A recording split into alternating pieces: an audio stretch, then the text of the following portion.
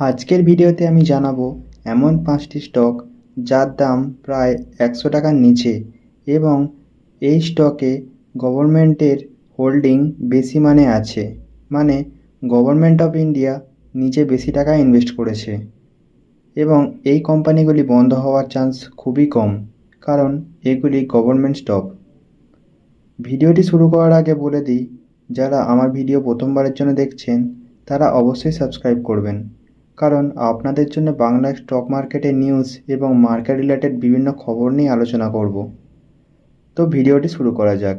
এই স্টকগুলির মধ্যে কিছু এমন স্টক আছে যা এক বছরে 300 থেকে 400% রিটার্ন দিয়েছে এবং কিছু স্টক ভবিষ্যতে ভালো রিটার্ন দেবে। হ্যাঁ, আর একটা কথা বলার ছিল, এই ভিডিওটি যে স্টকগুলোর কথা বলা আছে সেগুলি আমার নিজে রিসার্চ করে বানানো, আর এই ভিডিওটি এডুকেশন পারপাসের জন্য।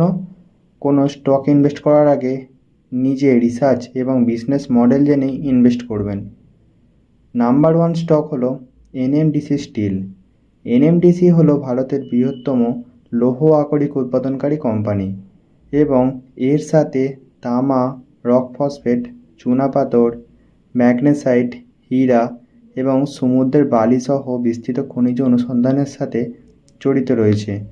কোম্পানিটি 60 টাকায় এখন ট্রেড করছে।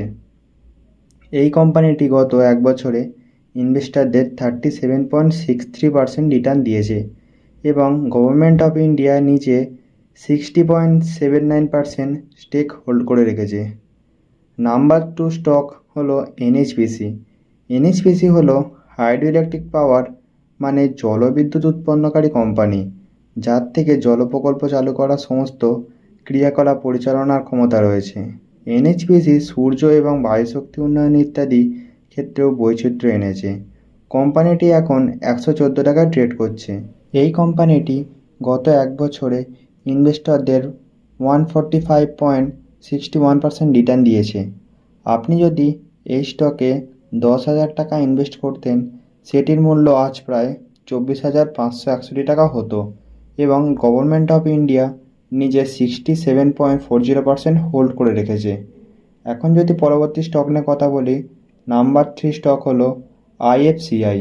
আইএফসিআই বিভিন্ন ধরনের প্রজেক্টে ফাইন্যান্সের কাজ করে, যেমন এয়ারপোর্ট, রোড, টেলিকম, পাওয়ার, রিয়েল এস্টেট, ম্যানুফ্যাকচারিং, সার্ভিসিং সেক্টরে এবং অন্যান্য ইন্ডাস্ট্রি যখন টাকার দরকার পড়ে আইএফসিআই নিজে লোন প্রোভাইড করে। রিসেন্টলি বড় মেগা প্রজেক্ট যেমন Adani port, GMR Goa international airport, Salasar highway, NRSS transmission এবং বিভিন্ন প্রজেক্টে আইএফসিআই ফাইন্যান্স করেছে।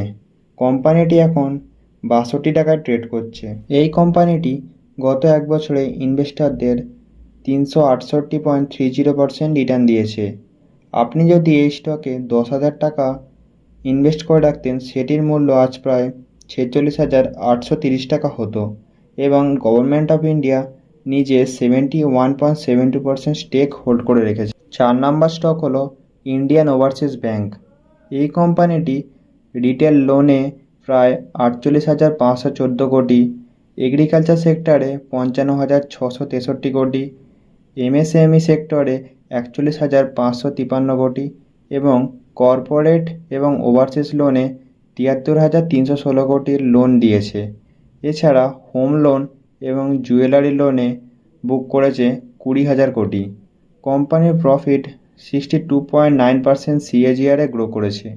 এই কোম্পানি 6টি অন্যান্য দেশেও ব্রাঞ্চ আছে, যেমন সিঙ্গাপুর, হংকং, ব্যাংকক, কলম্বো, মালয়েশিয়াতে। কোম্পানি 63 টাকায় এখন ট্রেড করছে। এই স্টকটি গত এক বছরে ইনভেস্টরদের 138.43% রিটার্ন দিয়েছে।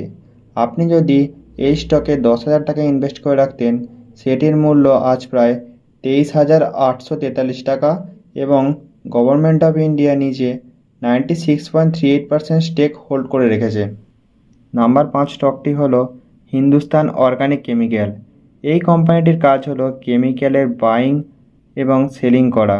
কোম্পানি অনেক রকমের প্রোডাক্ট ম্যানুফ্যাকচার করে, যেমন phenol, acetone, hydrogen peroxide. Company অনেক রকমের অর্গানিক কেমিক্যাল প্রোভাইড করে, যেমন design, laminates, dyes and dines, intermediate, drug এবং pharmaceutical, rubber, chemical, paints etcetera, যার দরকার আমাদের দৈনন্দিন জীবনে হয়েই থাকে। ভারতে সায়েন্স এবং টেকনোলজি গ্রো করে চলেছে, এর সাথে কেমিক্যাল, ফার্মাটিকুলারের চাহিদাও বেড়ে চলেছে। এই সব কিছু সুযোগ এই কোম্পানিটি পাবে। কোম্পানি এখন 47 টাকায় ট্রেড করছে।